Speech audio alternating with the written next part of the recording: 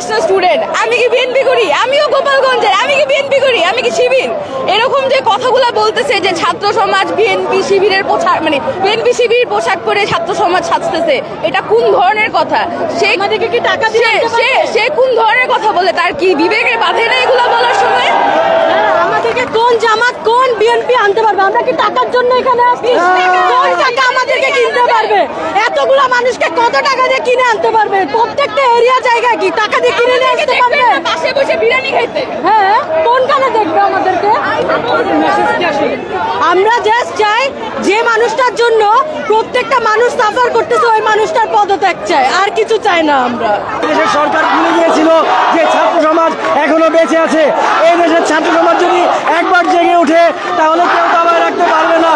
এই দেশের যে দুর্নীতি হচ্ছে দিনের পর দিন, ছাত্র সমাজ এখনো জেগে উঠেছে। আমরা সেই জাতি যে রক্ত দিতে পারে, আমরা সেই জাতি যে বীরের মতো রাস্তায় নেমে যেতে পারে। আমরা আমাদের ভাইয়ের রক্ত রক্ষা করব, আমাদের মা বোনদের সম্মান রক্ষা করব, আমাদের অধিকার আদায় করব। আমরা দেশে আর অন্যায় চাই না, আমরা চাই মাথা উঁচু করে বাঁচতে। আমাদের দেশে আমরা বাঁচতে চাই, আমাদের দেশে আমরা থাকতে চাই, আমরা শিক্ষা গ্রহণ করে আমাদের দেশে বড় হতে চাই। আমরা আর দুর্নীতি চাই না আমাদের দেশে, এরকম বাজে নেতা আমরা চাই না। যারা আমাদের লিড দিচ্ছে, যারা দেশটা চালাচ্ছে, এরকম নেতা আমরা চাই না। আমরা জামাত বিএনপি না, আমরা সাধারণ ছাত্র সমাজ। কারণ আমি তো মিছিল আইছি, আমি আমলিক করি, কিন্তু আমি এই হত্যা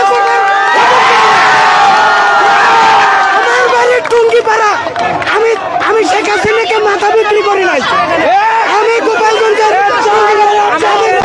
পক্ষে, আমার ছেলেরা আহত হয়েছে।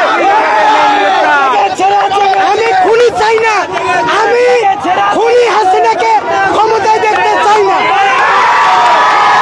যেখানে মানে আপনি ৯,০০০টা ছাত্র ১১ দিনে নিতে পারেন, কিন্তু ৯০০ ছাত্র যে মারা গেল সেগুলোর খুনিকে পান নেই, এটার কি বিচার হবে না? আমরা এই জন্যই আসছি, বিচারের জন্য আসছি। ঘরে বসে থাকলে হবে না, রাস্তায় নেমে সংগ্রাম করতে হবে, তবেই আমাদের মুক্তি হবে ইনশাআল্লাহ।